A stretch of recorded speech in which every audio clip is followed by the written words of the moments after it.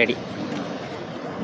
இன்றைக்கு ஆட்சியில் இருக்கக்கூடிய திராவிட மாடல் அரசு ஆட்சிக்கு வந்து கிட்டத்தட்ட 5 ஆண்டுகள் நிறைவடைய போகுது. 4 ஆண்டுகளுக்கு மேலாக ஒரு 40 போராட்டங்களுக்கும் மேலாக நாங்கள் தொடர்ச்சியாக பல விதங்களில் நாங்கள் போராட்டத்தை முன்னெடுத்துட்ருக்கோம். ஆனாலும் வந்துட்டு எங்களுடைய கோரிக்கைகளை அது வந்து கொஞ்சம் கூட செவிசாய்க்கவே இல்லை.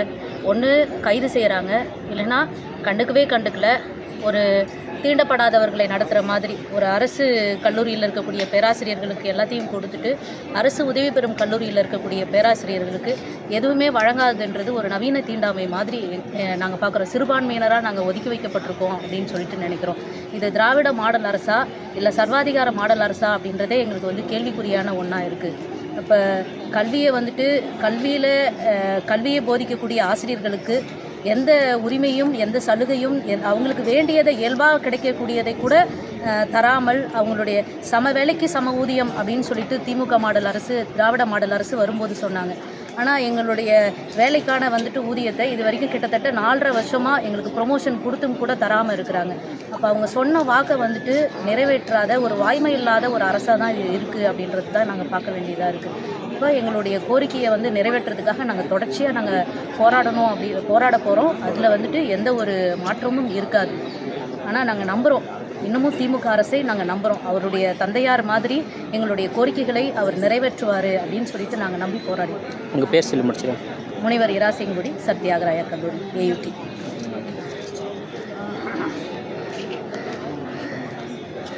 இப்போது இந்த போராட்டம் வந்து எதுக்காக பொதுமக்கள் வந்து பொதுவாக கேட்பாங்க, ஏன் இவங்களுக்கெல்லாம் சம்பளம் பத்தலையா? ஏன்னா நீங்கள் போடுற கமெண்ட்ஸ்லேயே கீழே இருக்குது, ஏன் இவங்களுக்கெல்லாம் சம்பளம் பத்தலையா, எதுக்காக போராடுறாங்க அப்படின்னு சொல்கிறவங்களுக்காக இந்த பதிலை சொல்ல நாங்கள் கடமைப்பட்டிருக்கிறோம். இது வந்து சம்பள உயர்வு, ஊதிய உயர்வு கேட்டு போராட்டம் கிடையாது. இந்த பணிக்கு இப்போ ஒரு உதவி பேராசிரியர் அப்படின்னா அவருக்கான சம்பளம் இவ்வளவுதான், இணை பேராசிரியர் அப்படின்னா அவங்களுக்கான ஊதியம் இவ்வளவு தான் அப்படிங்கிறத அரசாங்கம் நிர்ணயித்திருக்கிறது. இப்போ நம்ம 11/1/2021 அன்று ஜிஓ நம்பர் 5 கொடுக்குறாங்க. ஜிஓ நம்பர் 5 படி இப்போ நம்ம இதை சொல்கிறோன்னா அந்த ப்ராசஸ் எப்படி வர்றோங்கிறத தெரிஞ்சுக்கணும். ஒருத்தர் வந்து அப்பாயிண்ட் ஆகும்போது ரொம்ப ஈஸியால் அப்பாயிண்ட் ஆகிட முடியாது. PhD முடிக்கணும், நேஷ்னல் எலிஜிபிலிட்டி டெஸ்ட் முடிக்கணும், இதெல்லாம் முடிச்சு தான் அப்பாயிண்ட் ஆகணும். அதுக்கப்புறம் 4 இயர்ஸுக்கு அப்புறம் தான் அவங்க அடுத்த ஸ்கேலுக்கு போக முடியும். அதுக்கடுத்து 5 வருஷத்துக்கு தான் அடுத்த ஸ்கேல் போக முடியும். அதுக்கடுத்து 3 இயர்ஸ். ஸோ ஒரு அசோசியேட் ப்ரொஃபஸராக இணை பேராசிரியராக அவர் பதவி உயர்வு பெறணும்னா டோட்டல் சர்வீஸில் 12 வருஷத்தை கடந்து வரணும். அதுவும் இந்த பதவி உயர்வுங்கிறது சாதாரண சீனியாரிட்டியில் வராது. ஸ்க்ரூட்டினி கமிட்டி, ஸ்க்ரீனிங் கமிட்டி இதெல்லாம் போய் அந்த ஸ்க்ரூட்டினைசேஷன்லாம் முடிஞ்சதுக்கப்புறம் இவர் இணை பேராசிரியராக தகுதி பெறுகிறார் அப்படின்ற ஆர்டரை வாங்கி பல பேராசிரியர்கள் இங்கே காத்துட்ருக்குறாங்க. இப்போ இந்த இணை பேராசிரியருங்கிற ஆர்டரை வாங்கினதுக்கப்புறமும் நாங்கள் இன்னும் உதவி பேராசிரியருக்கான ஊதியத்தை தான் பெற்றுக்கொண்டிருக்கிறோம் என்றால் இந்த அரசாங்கம் என்ன செய்து கொண்டிருக்கிறது? ஏன்னா ஒரு ஜிஓ எப்படி கொடுப்பாங்க?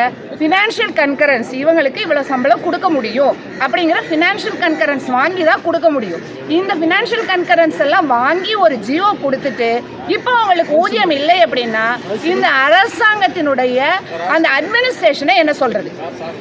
பல முறை நம்ம இணை இயக்குனரை சந்திச்சிட்டோம், ஃபினான்ஸ் மினிஸ்டரை பார்த்துட்டாங்க, உயர்கல்வித்துறை அமைச்சரை பார்த்துட்டாங்க. எல்லாருமே ஆமாம் நீங்கள் சொல்கிறது சரி, நீங்கள் கேட்குறது நியாயமான உரிமை அப்படியெல்லாம் சொல்லிட்டு அதை அமல்படுத்த முடியலை அப்படின்னா வாய்மொழியாக தடுக்கிறாங்க. அப்படின்னா அந்த வாய்மொழி உத்தரவு எங்கேருந்து வருகிறது? அதற்கான பதிலை தான் நம்ம இப்போ எதிர்பார்த்து இங்கே காத்திருப்பு போராட்டம் நடத்துகிறோம். அப்போது இந்த ஃபினான்ஷியல் கன்கரன்ஸ் எல்லாம் வாங்குறாங்க. இப்போது இதற்காக நம்ம அரசுக்கு ஆகக்கூடிய செலவு ஒரு மாதத்திற்கு வெறும் 11 கோடி ரூபாய், அவ்வளோதான். அப்போது ஓவர் நைட்டில் ஒரு க்ரோஸாக வெல்ஃபேர் ஸ்கீம்ஸை அனௌன்ஸ் பண்ணக்கூடிய கவர்மெண்ட்டால் ஒரு 11 crores அனௌன்ஸ் பண்ண முடியலையா? அப்போ தவறு எங்கே இருக்குது? எதனால இது நடக்குது அப்படின்னு நம்ம கொஞ்சம் யோசித்து பார்த்தோன்னா எங்களுக்கு என்ன சந்தேகம் இருக்கிறது அப்படின்னா, ஒருவேளை இது பாசிவ் பிரைவேட்டைசேஷன், தனியார் மயமாக்க இந்த அரசு முயற்சித்து கொண்டிருக்கிறதா? அப்படி என்றால் கிராமப்புறத்தில் இருக்கக்கூடிய மாணவர்கள் அத்தனை பேருனுடைய படிப்பும் ஒரு கனவாகவே போய்விடும்.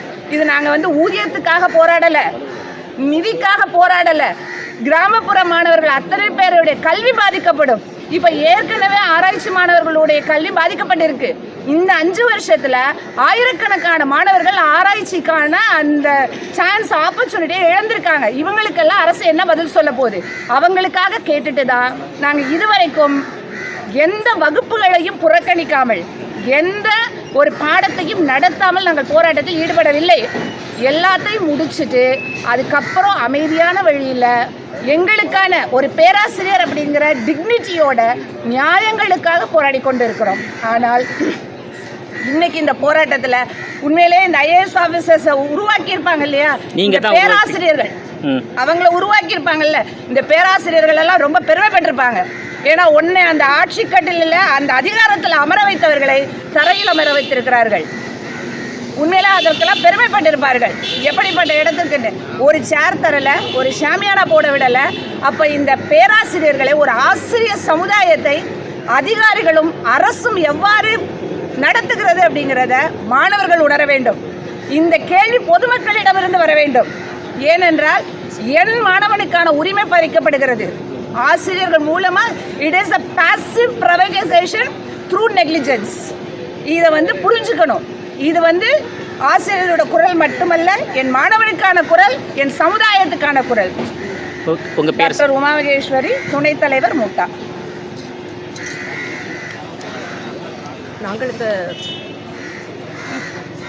நாங்கள் இந்த சமுதாயத்திற்கு சொல்லப்பட விரும்புவது என்னவென்றால், நாங்கள் இங்கு நடத்துவது இது நாங்கள் எங்களுடைய இந்த பணத்திற்கான போராட்டம் கிடையாது. இது எங்களுடைய உரிமையை நிலைநாட்டுவதற்கான போராட்டம். இந்த அரசாங்கம் இந்த உரிமையை நிலைநாட்டுவதில் செய்யக்கூடியது அருள் அல்ல, அரசாங்கத்தினுடைய கடமையாகும். ஏனென்றால் நாங்கள் பல இந்த 5 ஆண்டுகள் 2021 5 ஆண்டுகளுக்காக தொடர்ச்சியாக நாங்கள் பல போராட்டங்களை நாங்கள் நடத்தி வருகின்றோம். அரசாங்கத்திற்கும் நாங்கள் பல்வேறு விதங்களில் எங்களுடைய கோரிக்கைகளை நாங்கள் வலியுறுத்தியுள்ளோம். அரசாங்கம் எங்களை அழைத்து என்ன சொன்னார்கள் என்றால், நாங்கள் எங்களுடைய அரசாங்கம் நிறைவேற்றாமல் உங்களுடைய கோரிக்கைகளை யார் நிறைவேற்றுவார்கள்? உங்களுடைய தோழர்களிடம் போய் கூறுங்கள், உடனடியாக உங்களுடைய கோரிக்கைகள் நிறைவேற்றப்படும், நீங்கள் உங்களுடைய போராட்டங்களை கைவிடுங்கள் என்று உறுதியளித்தார்கள். நாங்கள் அதை நம்பி நாங்கள் இருந்தோம். ஏனென்றால் திமுக அரசு அடிக்கடி சொல்லும், நாங்கள் சமுதாய நலன் பேணக்கூடிய அரசாங்கம் மற்றும் அனைவரையும் சமமாக நடத்துகின்ற ஒரு திராவிட மாடல் அரசாங்கம் என்று நாங்கள் அவர்களுடைய உறுதிமொழியை நாங்கள் நம்பினோம். ஆனால் அவர்கள் அரசு கல்லூரி ஆசிரியர்களுக்கு இன்று வரை எந்தவித இடையூறும் இல்லாமல், காலதாமதம் இல்லாமல் அவர்கள் இன்று ப்ரமோஷன் என்கிற அந்த உயர்நிலையை அடைந்தார்கள் என்றால் உடனடியாக அவர்களுக்கு அந்த பணி மேம்பாட்டிற்கான தொகையை அவர்கள் உடனடியாக கொடுக்கிறார்கள். ஆனால் அரசு உதவி பெறும் கல்லூரி பேராசிரியர்களுக்கு மட்டும் அவர்கள் அந்த பணி மேம்பாட்டிற்கான தொகையை வழங்குவதில் அவர்கள் கால நீட்டிப்பு செய்கிறார்கள். இது நாங்கள் என்ன நினைக்கிறோம் என்றால், அவர்கள் இந்த அரசு உதவி பெறும் கல்லூரி பேராசிரியருடைய பணியை அவர்கள் இருட்டடிப்பு செய்கிறார்கள் என்று நாங்கள் அரசு கல்லூரி ஆசிரியர்களும் அரசு உதவி பெறும் கல்லூரி ஆசிரியர்களும் நாங்கள் பணிபுரிவதில் எந்த விதமான வேறுபாடும் இல்லை. அவர்கள் என்ன குவாலிஃபிகேஷனோடு இந்த பணிக்கு வந்துள்ளார்களோ அதே குவாலிஃபிகேஷனோடு தான் நாங்கள் இந்த பணிக்கு வந்துள்ளோம். அவர்கள் எந்த பணியை செய்கிறார்களோ அதே பணியைத்தான் நாங்கள் செய்கிறோம். சம வேலைக்கு சம ஊதியம் என்கிற நிலை இருக்கின்ற இந்த அரசாங்கத்தில் ஏன் அவர்கள் அரசு கல்லூரி ஆசிரியர்கள் என்றும் அரசு உதவி பெறும் கல்லூரி ஆசிரியர்கள் என்றும் எங்களை பாகுபாடு காட்டுகிறார்கள் என்று அந்த அரசு உதவி பெறும் கல்லூரி ஆசிரியர்களையும் அரசு கல்லூரி ஆசிரியர்களையும் இடையே அவர்கள் ஒரு வேற்றுமையை உருவாக்கும் நோக்கத்தோடு திட்டமிட்டு அவர்கள் இந்த அரசு உதவி பெறும் கல்லூரியை இல்லாமல் காலப்போக்கில் இல்லாமல் ஆக்குவதற்காக அவர்கள் இப்படிப்பட்ட வேலைகளை செய்கிறார்கள் என்ற எண்ணம் இதன் வாயிலாக ஊர்ஜிதமாகிறது. ஏனென்றால் அவர்கள் எங்களுடைய தோழர்களை அழைத்து நாங்கள் உங்களுடைய கோரிக்கைகள் நிறைவேற்றப்படும் என்று அவர்கள் உறுதியளித்தார்கள். 1-2 நாட்களில் அதற்கான நோட்டிஃபிகேஷன் வரைக்கும் நாங்கள் போட்டாச்சு. கண்டிப்பாக அது எமர்ஜென்சியாக உங்களுடைய கோரிக்கைகள் நிறைவேற்றப்படும் என்று உறுதியளித்த இந்த அரசாங்கம் ஏன் கிட்டத்தட்ட 1 மாத காலம் ஆகிவிட்டது? ஏன் அந்த நோட்டீஸை ஏன் அவர்களால் திருப்பி கொண்டு வர முடியல? ஏன் கண்டிப்பாக அவர்களுக்கு கொடுப்பதற்கு மனமில்லை என்பதுதான் இது காட்டுகிறது. இதன் வாயிலாக மனமில்லை என்பதுதான் இதற்கு காட்டுகிறது. நிதி இல்லை என்பதெல்லாம் அவர்கள் செறும் வெற்று பேச்சை தவிர அவர்களுக்கு கொடுப்பதற்கு மனம் இல்லை. ஏனென்றால் அரசு எங்களுடைய மேல் அதிகாரிகளும் நாங்கள் அணுகி அவர்களிடம் கேட்டபோது உங்களுடைய ஃபைல் ஃபைல்கள் எல்லாம் கரெக்டாக தான் இருக்குது, சரியாக தயார் நிலையில் இருக்கின்றது. அரசு வந்து ஒரு வார்த்தை சொல்லிவிட்டால் உங்களுடைய பணி மேம்பாடு உடனடியாக தரப்படும் என்ற உறுதிமொழியை அவர்கள் தருகின்றார்கள். அப்போ இதிலிருந்து நாங்கள் என்ன பார்க்கிறோம் என்றால், அரசுக்கு வந்து எங்களுக்கு தருவதற்கு மனமில்லை. ஏனென்றால் தற்போது அந்த உயர்கல்வித்துறை அமைச்சர் வந்து என்ன குறிப்பிட்டார்கள், எங்களுடைய எங்களுடைய ஆஃபீஸ் பேரர்ஸ்கிட்ட என்ன குறிப்பிட்டார்கள் என்றால், நாங்கள் அடுத்த முறையும் நாங்கள் தான் வருவோம், அடுத்த முறை பார்த்து கொள்ளலாம் என்று குறிப்பிட்டுள்ளார்கள். இது வந்து ஏதோ வந்து எங்களை வந்து மிகவும் ஒரு மட்டமாக நடத்துவதாக நாங்கள் நினைவு கூறுகின்றோம் இதிலிருந்து. ஏனென்றால் இப்படி வந்து பல கட்ட போராட்டங்களை, ஏன்னா நாங்கள் சாத்வீகமானவர்கள், எப்படி வந்து மகாத்மா காந்தி அகிம்சை வழியில் போராடி நாட்டினுடைய சுதந்திரத்தை பெற்றாரோ அதே போல் அதே தான் நாங்களும் ஃபாலோ பண்ணி நாங்கள் அகிம்சையான வழியில் வந்து நாங்கள் எங்களுடைய கல்லூரிகள் நாங்கள் புரிகின்ற பணியையும் ஆற்றிக்கொண்டு தான் நாங்கள் தற்போது இந்த போராட்டங்களை நடத்தி கொண்டிருப்போம். கண்டிப்பாக இந்த போராட்டத்தில் நாங்கள் வெற்றி பெறுவோம். வெற்றி பெறும் வரை இந்த போராட்டங்கள் தொடரும் என்பதை இந்த அரசாங்கத்திற்கு நாங்கள் அரசு உதவி பெறும் கல்லூரிகளில் மொத்தமாக எவ்வளோ பேர் பணியாற்றுறீங்க? அரசு உதவி பெறும் கல்லூரிகளில் கிட்டத்தட்ட 7000 பேராசிரியர்கள். 8000 பேரும் பாதிக்கப்பட்டிருக்கீங்க. 8000 பேர் பாதிக்கப்பட்டிருக்கிறோம். நாங்கள் இங்கு இருக்கின்றது அந்த 8000 பேருக்கு. ஒருவேளை அரசாங்கம் நினைக்கலாம் ஒரு சொற்பமான எண்ணிக்கையில் தானே இருக்கின்றார்கள் என்று. ஒரு பானை சோற்றுக்கு ஒரு சோறு பதம். நாங்கள் இந்த அரசாங்கத்திடம் உறுதியாக சொல்லிக்கொள்ள விரும்புகிறோம். ஒரு பானை சோற்றுக்கு ஒரு சோறு தான் பதம். அதனை போன்று அந்த 8000 பேராசிரியர்கள் சார்பாக நாங்கள் இந்த ஒரு சிறு கூட்டம் அவர்களுக்காக நாங்கள் போராடி கொண்டிருக்கின்றோம். கண்டிப்பாக வெற்றி பெறும் வரை இந்த போராட்டம் தொடரும். ஸ்டாலினுடைய ஆட்சி எப்படி மதிப்பீடு செய்யுங்க ஒரு பேராசிரியரா? ஏனென்றால் நாங்கள் வந்து அவர் வரும்போது இந்த திராவிட அரசு வந்து எல்லா நிலைகளிலும் எல்லாருக்கும் உறுதுணையாக இருக்கும், எல்லாரையும் சமமாக நினைக்கும் என்று நாங்கள் இந்த அரசாங்கத்தில் வரும்போது நாங்கள் வந்து ஒரு விடியல் ஏற்படும், நம்முடைய தமிழ்நாட்டிற்கு ஒரு விடியல் ஏற்படும் என்ற எண்ணத்தோடு நாங்கள் அனைவரும் அந்த தேர்தல் பணியில் ஈடுபட்டவர்கள். தேர்தல் பணி என்பது எவ்வளோ சிரமமான பணி, அதுவும் குறிப்பாக எங்களை போன்ற பெண்களுக்கு அது எவ்வளவு மிக மிக தொல்லை நிறைந்த பணி என்று எங்களுக்கு தான் தெரியும். அடிப்படை வசதிகள் எதுவுமே இருக்காது. மிட் நைட்டில் தான் அவங்க வந்து அந்த பாக்ஸ் எல்லாம் எடுத்துகிட்டு போவாங்க. அந்த மிட் நைட்டில் தான் நாங்கள் எங்களுடைய வீடுகளுக்கு பாதுகாப்பற்ற சூழல் தான் நாங்கள் வந்து சேருவோம். இருப்பினும் நாங்கள் கடமை உணர்வோடு ஒரு ஜனநாயக நாட்டில் எங்களுடைய ஜனநாயக கடமையை திறம்பட ஆற்றுகின்றோம் ஒவ்வொரு தடவையும். அப்படி திறமையாக எங்களுடைய ஜனநாயக கடமையை ஆற்றித்தான் இந்த அரசாங்கத்தை, இந்த திராவிட அரசாங்கத்தை நாங்கள் ஆட்சியில் அமர வைத்தோம். ஆனால் நான் வந்து என்னுடைய மதிப்பீடு என்னவென்றால், உங்களுக்கு தெரியும், நீங்கள் அனைவரும் பார்த்து கொண்டிருக்கின்றோம், கடைநிலையில் இருந்து எங்களுடைய பேராசிரியர்கள் வரைக்கும் அனைத்து தரப்பு மக்களும் போராட்டத்தில் ஈடுபட்டுள்ளார்கள். இது இந்த அரசாங்கத்திற்கு தெரியாதா? கண்டிப்பாக தெரியும். ஏனென்றால் சமமாக யாரையும் நடத்தவில்லை. உழைப்புக்கேற்ற மதிப்பீடு, உழைப்புக்கேற்ற அங்கீகாரம் அளிக்கவில்லை என்பதை இங்கு ஆணித்தரமாக சொல்லிக்கொள்ள விரும்புகிறோம். உங்கள் பேர் சொல்லி முடிச்சிடும். முனைவர் எம் ஷைலாகுமாரி, மூட்டா மத்திய இணை செயலாளர்.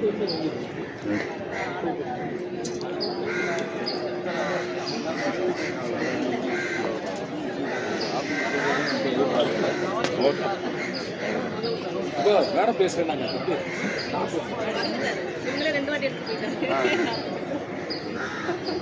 மேடம் பேசுறேன்.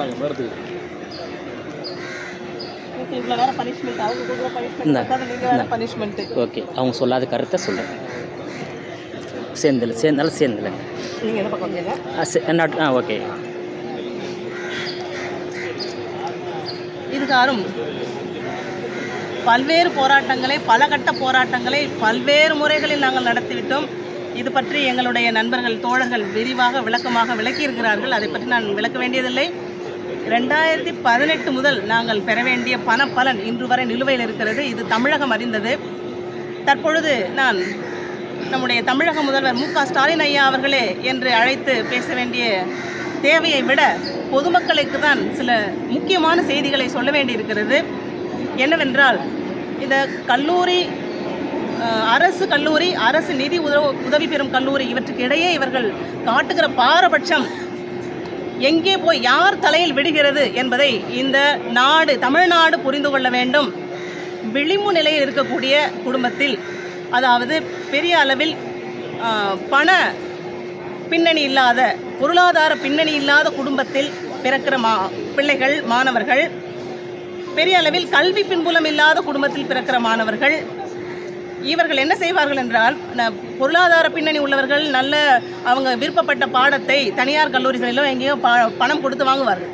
அரசு கல்லூரிகள் படிக்கிற இல்லை கல்வி பின்புலம் உள்ள மாணவர்கள், படித்தவர்கள் வீட்டில் இருக்கிறாங்க, கல்வி பின்புலம் உள்ள மாணவர்கள் நல்ல படித்து நல்ல மதிப்பெண் பெற்று அவர்கள் அரசு கல்லூரிகளில் இடம் கிடைக்கும். கல்வி பின்புலம் இல்லாத, ஒடுக்கப்பட்ட, தாழ்த்தப்பட்ட, விளிம்புநிலை குடும்பத்தில் வந்திருக்கக்கூடிய, பொருளாதார பின்புலம் இல்லாத குடும்பத்திலிருந்து வரக்கூடிய மாணவர்கள், அவர்களுடைய பெற்றோர்கள் எப்படியாவது இந்த பிள்ளை நம்முடைய தலைமுறையை மாற்றி அமைக்கும், எப்படியாவது படிக்க வச்சுட்டா இந்த பிள்ளை முன்னுக்கு வந்துடும் என்ற நம்பிக்கையோடு படிக்க வைக்கிறவர்கள் ஓரளவுக்கு மார்க் எடுப்பார்கள், மதிப்பெண் எடுப்பார்கள். ஆனால் அவர்களால் பொருளாதாரம் பணம் கொடுத்து அவங்க பிடித்தமான ஒரு பாடத்திட்டத்தை வாங்கவும் முடியாது. பெரிய அளவில் அவங்க முதல் தலைமுறை என்றனால் அவங்களுக்கு பல சிக்கல்கள் இருக்கும் என்பதை அறிவுடையவர்கள் அனைவரும் புரிந்து கொள்ளத்தான் வேண்டும். அவர்கள் என்ன பண்ணுவது, அரசு கல்லூரிகள் இடம் கிடைக்காத பட்சத்தில் அவர்கள் அரசு நிதி உதவி பெறும் கல்லூரிகளை நாடுகிறார்கள். இந்த அரசு நிதி உதவி பெறும் கல்லூரிகளை அரசு கைவிடுகிற பட்சத்தில் இது யாரை கைவிடுவதாகும் என்றால் விளிம்பு நிலை மக்களை கைவிடுவதாக ஆகும். இந்த விளிம்பு நிலை மக்களுக்கு கல்வி, உயர்கல்வி மறுக்கப்படுகிறது என்பதுதான் உண்மை. இதுதான் இந்த பிரச்சனையினுடைய யதார்த்தம். விளிம்பு நிலை மக்களுடைய கல்வி, உயர்கல்வி, கல்லூரி கல்வி மறுக்கப்படுகிறது இல்லையா? அதே மாதிரி தான் அரசு நிதி உதவி பெறும் கல்லூரிகளில் புதிய புதிய பாடத்திட்டங்களை உருவாக்க அனுமதியே இல்லை. தெரியுமா உங்களுக்கு? புதிதாக ஒரு கோர்ஸ் தொடங்க முடியாது. அரசு கல்லூரிகளில் தொடங்கலாம், தனியார் கல்லூரிகளை தொடங்கலாம். ஏன்? விளிம்பு நிலை மக்கள், அந்த மாணவர்கள் புதிய புதிய பாடங்களை படிக்கக்கூடாதா? அவங்க கல்வியே வேண்டாமா அவங்களுக்கு? அப்போ அவங்க என்ன பண்ணலாம்? 12ஆம் வகுப்பு வரைக்கும் எப்படியாவது படிச்சுட்டு அதுக்கப்புறம் சொமேட்டோ, ஸ்விக்கி ஓட்ட போகலாமா? அப்புறம் கடைநிலை ஊழியாக போகட்டுமா? இதனால் என்ன ஆகும்? முதலாளி தொழிலாளி வர்க்கம் உருவாகும், ஆண்டான் அடிமை வர்க்கம் உருவாகும்.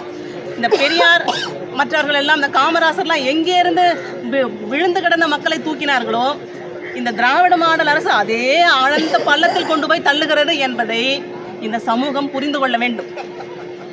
இதனால் விளிம்பு நிலை மக்கள் மேலும் மேலும் வஞ்சிக்கப்படுகிறார்கள்.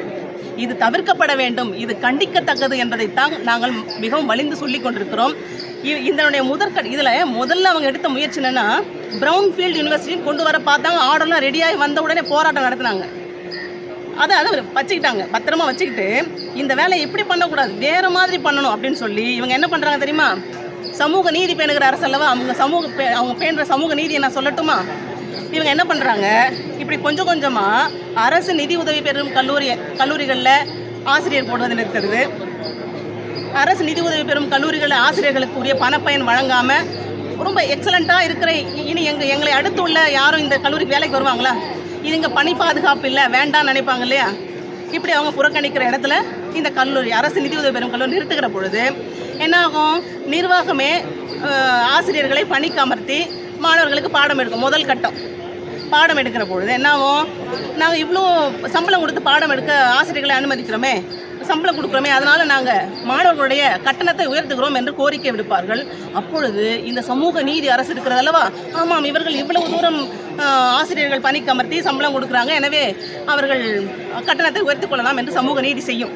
புரியுதுங்களா நான் சொல்கிறது? புரியுது. அதுக்கடுத்து என்ன ஆகும்னா, இவங்க கட்டணம் உயரும் போது விளிம்பு நிலை மாணவர்கள், நான் ஏற்கனவே சொன்ன மாதிரி, அவன் கல்லூரிக்கு வர முடியாமல் ஜொமேட்டோ, ஸ்விக்கி ஓட்ட போகிறானா, இல்லை ஏதோ கடைநிலை ஊழியராக போகிறானா, இவங்கெல்லாம் கூட்டிகிட்டு நமக்கு ஒரு வேலை வாய்ப்பு இருந்தால் பரவாயில்லன்னு ஒரு போராட்டம் நடத்துவோம்.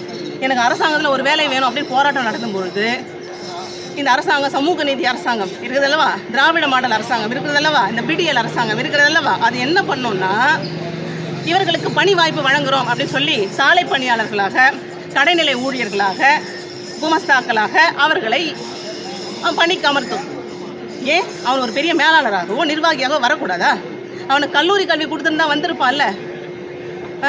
மிகப்பெரிய பணம் கட்டி படிக்கக்கூடிய தனியார் கல்லூரிகளில் படிக்கக்கூடிய பொருளாதார பின்புலம் உள்ள மாணவர்லாம் பெரிய நிர்வாகியாக வருவான். நல்ல கல்வி பயின்ற பின்புலத்தை உடையவன்லாம் நல்ல மேலாளராக வருவான். இந்த விளிமுல்லை குடும்பத்தில் பிறந்தவன், கல்லூரி கல்வி மறுக்கப்பட்டவன் என்ன பண்ணுவான்? ஃபைல் தூக்குவான். ஏன் இந்த சமூக பாகுபாடு, ஏன் இந்த ஏற்றத்தாழ்வு? இங்கிருந்து தானே நாங்கள் வந்தோம், மறுபடியும் எங்கள் தலைமுறை அங்கேயே தள்ளனா என்ன ஆகும்? அறிவு வேண்டாம், பகுத்தறிவு பேசுகிற இந்த கொள்கை உடைந்த சமூக நீதி பேசுகிற இந்த அரசு சமூகத்துக்கு அநீதி இழைக்குது. இந்த சமூகத்துக்கு தெரியுமா? அது இந்த சமூகத்துக்கு தெரியுமாங்க? சமூக நீதி பேசுகிற அரசு சமூகத்துக்கு அநீதி செய்கிறது.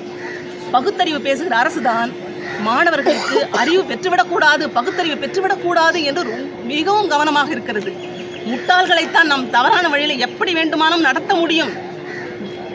உலக வரலாற்றில் என்ன இருக்குங்க? யாரை நாம் அடிமைப்படுத்தணும்னு நினைக்கிறோமோ அவங்ககிட்ட இருந்து கல்வியை பிடிக்கணும். உலகமே அதான் செஞ்சுருக்கு. இப்போ அதைத்தான் திராவிட மாடல் விடியல் அரசு அதை பண்ணிட்டு இருக்கு. விளிம்புநிலை மக்களுடைய உயர்கல்வியை பறிக்கிறது. சரிங்களா? சமூக நீதியில் பேசுவாங்க. இப்போ ஜனநாயக படுகொலை, இது சமூக குற்றங்க அவங்க பண்ணிட்டு இருக்கிறது. இது எங்களுக்கான ஆசிரியர்களுக்கு இழைக்கப்படுற கொடுமை மட்டும் கிடையாது, இது மிகப்பெரிய சமூக குற்றம். ஆசிரியர்கள் இந்த சமூக குற்றம் நடைபெறக்கூடாது, நாங்களும் வஞ்சிக்கப்படக்கூடாது, எங்கள் மாணவர்கள் கல்வி இல்லாமல் திக்கற்று நிற்கக்கூடாது என்பதற்காக நாங்கள் இங்கே போராடிட்டு இருக்கோம் இல்லையா? சமூக நீதியை அதன் முகத்திலே கரி பூசுகிறவர்கள், ஜனநாயகத்தை படுகொலை செய்கிறவர்கள், சமூக நலன் என்பதை மரணப்படுக்கையில் கிடத்தி இருக்கிற இந்த அரசு தான் திராவிட மாடல் அரசா? பெரியாருடைய ஆன்மா இவர்களை மன்னிக்குமா? கலைஞர் கருணாநிதி ஆட்சியில் நாங்கள் எங்களை பணிக்கு அமர்த்தினாலும் ஒரு பைசா கூட கையூட்டு இல்லாமல் மிக மிக துல்லியமாக அழகாக எங்களை வந்து திறமையின் அடிப்படையில் வேலைக்கு அமர்த்தினார். அவருடைய மகன் வந்து எங்களை கண்ணீரில் நிறுத்தி இருக்கிறார். ஒரு ஆட்சியை நினைத்து நாங்கள் இந்த அளவு கண்ணீர் வடித்ததே கிடையாது தெரியுமா? அப்படி ஒரு மோசமான ஆட்சி இது. இது எங்களுடைய கண்ணீர், எங்களுடைய கோரிக்கை, எங்களுடைய குரல் எட்டுமா அவர்களுக்கு?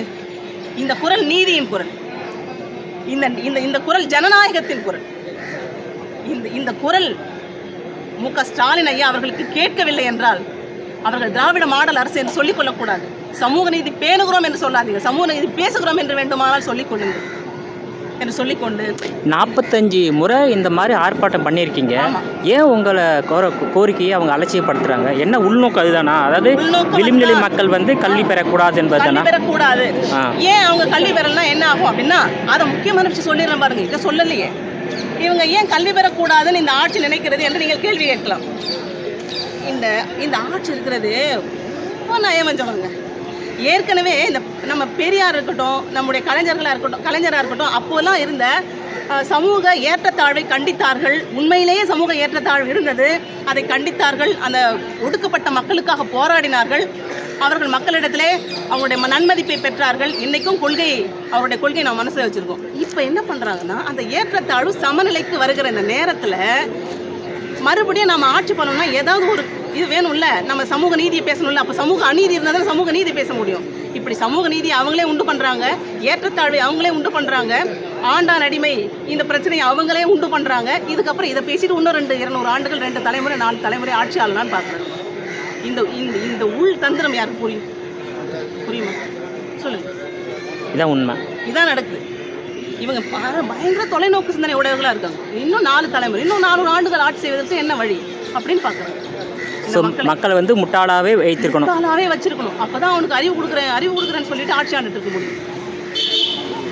உங்க பேர் சொல்லுங்க. என்னுடைய பெயர் மு. நளினி. இது வந்து என்னுடைய நளினியின் குரல் இல்லை. இது ஒடுக்கப்பட்ட விளிம்புநிலை மக்களின் குரல், இது நீதியின் குரல், பாதிக்கப்பட்டிருக்கிற அரசு நிதி உதவி பெறும் அத்தனை கல்லூரி ஆசிரியர்களின் குரல், இது வந்து சமூக நீதியின் குரல்.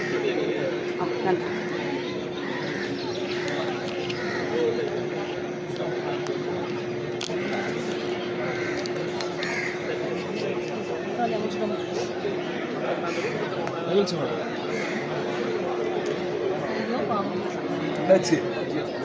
சாப்பாட்டுக்கு பின் தூக்கம்.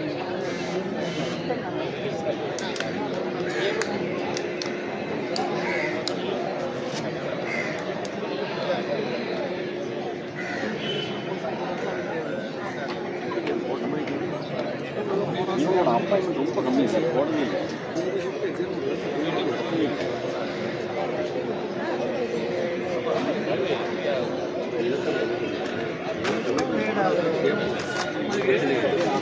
இது நீங்கள் பேசுங்க.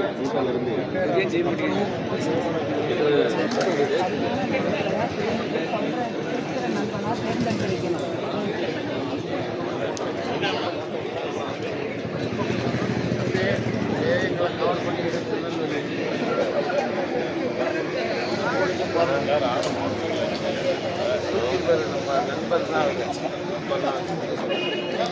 ஒரு வீடியோ போட்டும் பாருங்க, போட்டும் பாருங்க. லைவ்ல வேற, அது இல்லாமல் எடுத்துல போட்டும் பாருங்க. அப்படியே யூடியூப் எடுத்து பாருங்க, கிளியரா இருக்கு. பக்கம் இருக்கு. இதில் வச்சுதாங்க எங்கள் மண்டலமே, தஞ்சாவூர் மண்டலமே, தஞ்சை மண்டல சேர தலைமையில் தான் 200 பேர் வந்துருக்காங்க.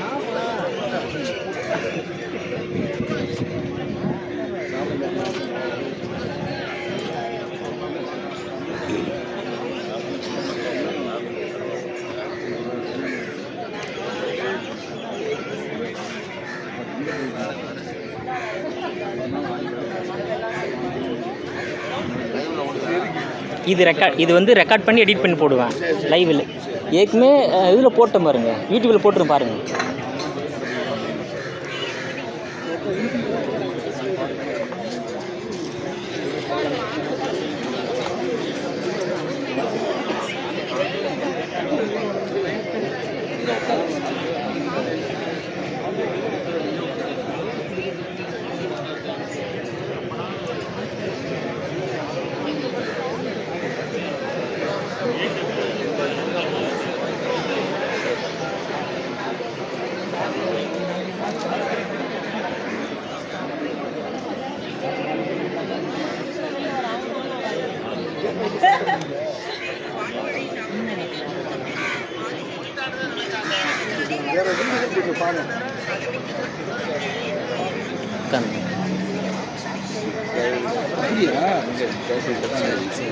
இன்னும் வேற யாராவது நமக்கு இந்த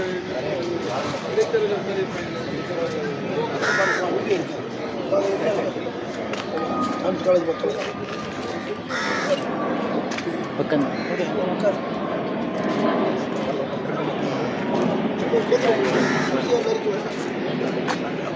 மறைக்காத வீடியோ எடுக்கிறேன்.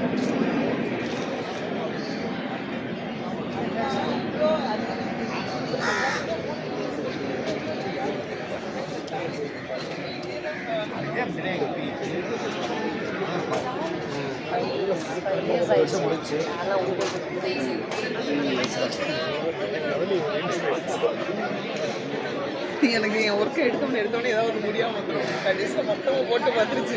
வேணுனே வேண்டாம்னு முடிவு பண்ணிட்டு சரி வேண்டாம் டைவர்ஷன்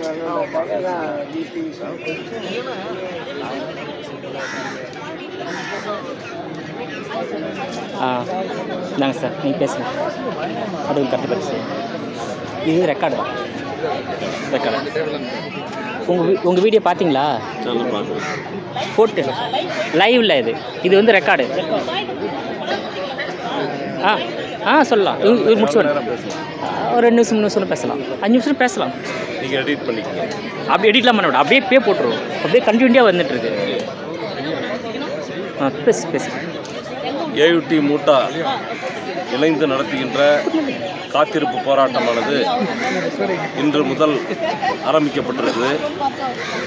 நாங்கள் கடந்த 4.5 ஆண்டுகளுக்கு மேலாக பல்வேறு கட்ட போராட்டங்களை முன்னெடுத்தும் எங்களுடைய பணி மேம்பாடு குறித்தோ பணி மேம்பாட்டுக்கான நிலுவை குறித்தோ அரசு இதுவரை செவிசாய்க்கவில்லை. எங்களை தொடர்ந்து வஞ்சித்து வருகிறது.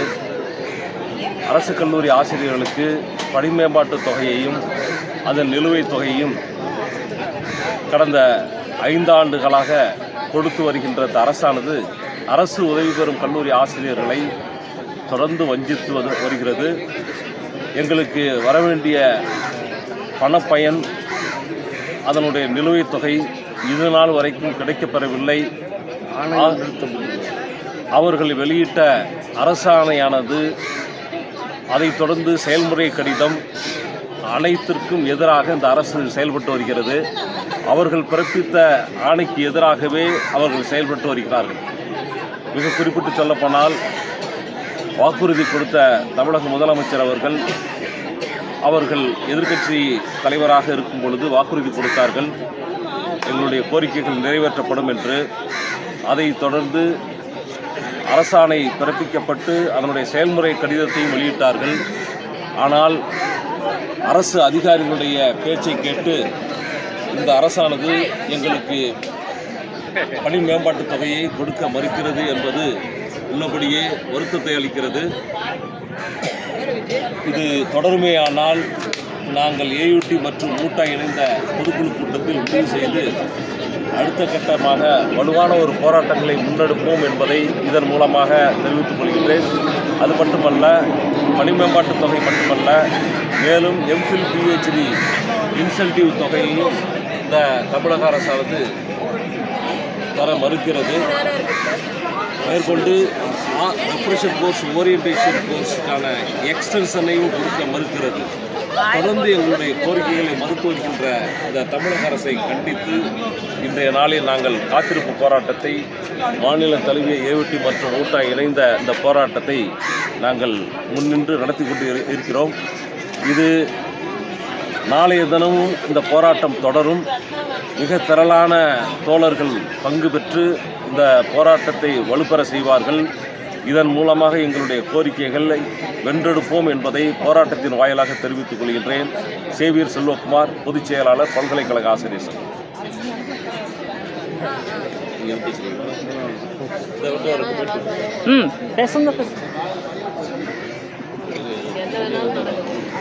சுருக்குமா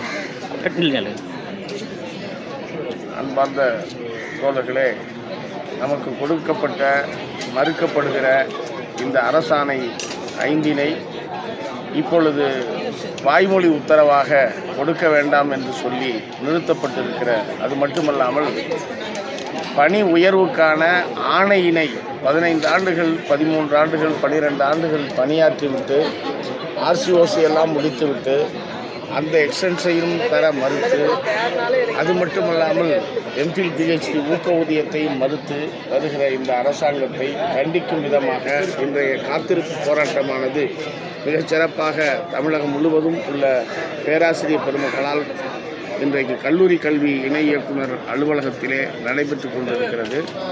இயக்குனர் அலுவலகத்திலே நடைபெற்று கொண்டிருக்கிறது.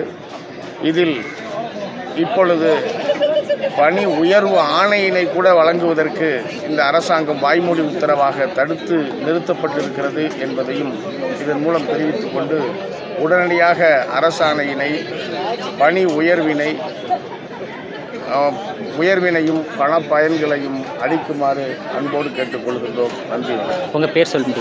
என் தஞ்சை மண்டல செயலாளர் AUT முனைவர் நா. ரமேஷ்.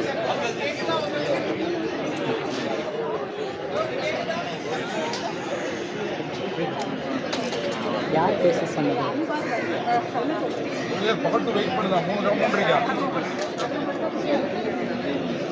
யார் பேசுகிறேன்? யாரை பேசுகிறேன்னு சொன்னாங்களே.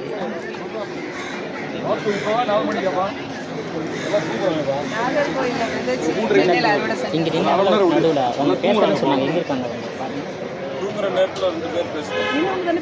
மறுபடியும் பேசணும்னு சொன்னாங்க. யாராவது பேசுகிறீங்களா? யாரோ ஒருத்தர் பேசணும்னு சொன்னாங்க, நின்னாங்களே. எல்லாரும் பேசி தளர்ந்து. இல்லை பேசுகிறேன்னு அவங்களே வந்தாங்க. அதான் பேசணும். இல்லை அவங்களே பேசணும்னு வந்தாங்க. ஏதோ பாயிண்ட் விட்டுட்டேன்.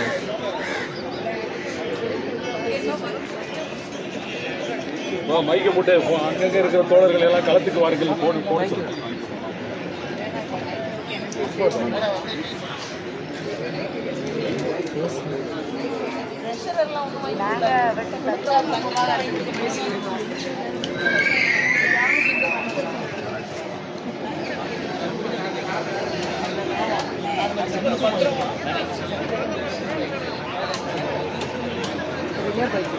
இல்லை ரெக்கார்டு தான். பேசுகிறீங்களா? ஏதாவது அப்படியே பேசுகிறேன். அனைவருக்கும் வணக்கம். இந்த போராட்டமானது உள்ளிருப்பு போராட்டம் 15 நாள் நாங்கள் கல்லூரியில் நடத்துகிறோம். கல்லூரியில் 15 நாள் நடத்தி, அதாவது பார்த்திங்கன்னா எங்களுடைய குடும்பங்கள், எங்களுடைய குழந்தைகளெல்லாம் விட்டுட்டு கல்லூரிக்கு அவ்வளோ கஷ்டப்பட்டு அந்த போராட்டத்தை நடத்தினோம். 15 நாள் உள்ளேருந்து நாங்கள் பட்ட கஷ்டங்கள் பல. அது பார்த்திங்கன்னா மீடியா கூட சொல்ல முடியாது. அந்த அளவுக்கு பார்த்திங்கன்னா நாங்கள் பல இன்னல்களை அனுபவித்தோம்.